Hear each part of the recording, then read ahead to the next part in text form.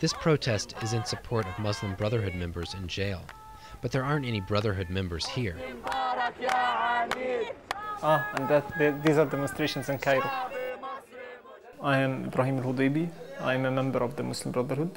And he's watching the demonstration on television because the leadership of the Brotherhood instructed him to stay away from street protests. Too many Brotherhood members have recently been jailed.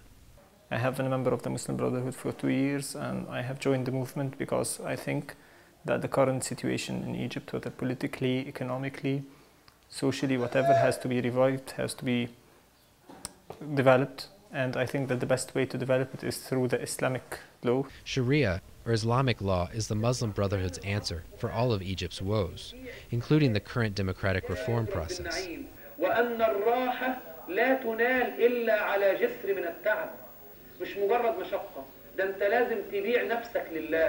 Like other opposition groups, the Brotherhood is pushing for democratic reform.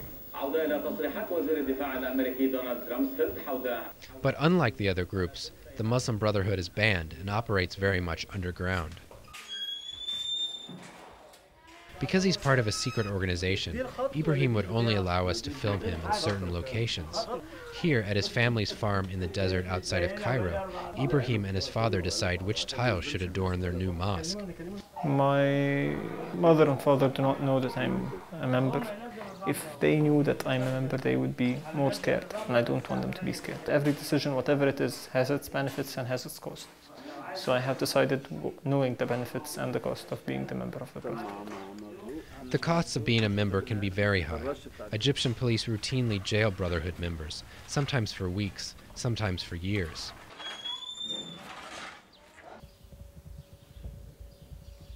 The Muslim Brotherhood formed in 1928 in Egypt and has since become the model for other Islamic groups in the region. Unlike more radical groups, the Brotherhood doesn't advocate violence to achieve an Islamic state. They are not on the State Department's list of terrorist groups. The way the Brotherhood wants to see an Islamic state is an Islamic state that comes about through the will of the people. And if you have an Islamic state coming about through the will of the people, it is democratic. Critics say they plan to use democratic means to gain power and then force their version of Sharia law on the country. Ibrahim denies this and says Egypt will become an Islamic state once its people become more religious. And this is the Brotherhood's technique, to change people's minds one at a time.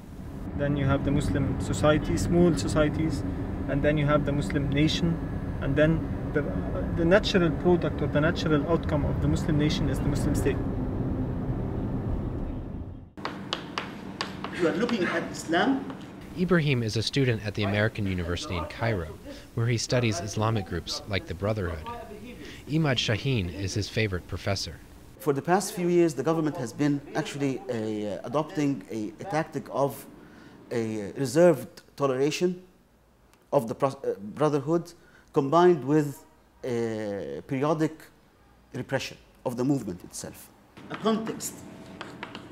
The Brotherhood has 17 members in parliament, although they are officially listed as independents. The government also allows occasional protests and meetings.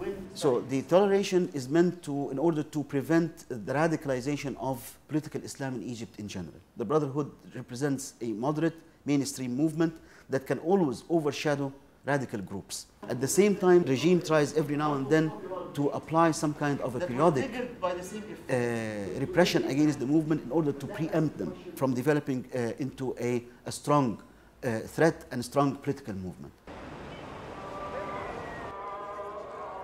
Despite the government's efforts to limit its growth, the Brotherhood is the largest opposition group in Egypt. When it mobilizes its members, Brotherhood protests dwarf those of Kifaya.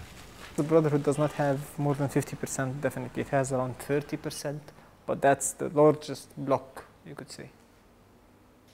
Definitely. Nobody's stronger than the Brotherhood now. قد كان لكم آية في فئتين التقتا فئة تقاتل في سبيل Ibrahim feels that because they are an Islamic group, the international community doesn't support their pro-democracy efforts.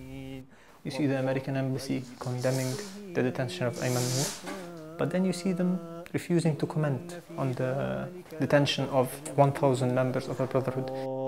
زين للناس حب الشهوات Although his father is not a Brotherhood member, Ibrahim's family has a long history in the organization. This is my grandfather. I am over there. His grandfather, shown here with Yasser Arafat, was the supreme guide of the Brotherhood until he died last year. If there's one thing I learned from my grandfather, it is dedicating yourself to what you believe is right. Because the right thing to do is not always the easiest thing to do. You will have to pay the price for your choices, and you must be willing to do so. And you must have no limit to that. Because if you do have the limit, then they will just push you to your limit and you'll give up. But if you really have no limit, then nothing could stop you. Nothing whatsoever could stop you. So then the whole thing is that you should be willing to give up everything to do what you believe is right.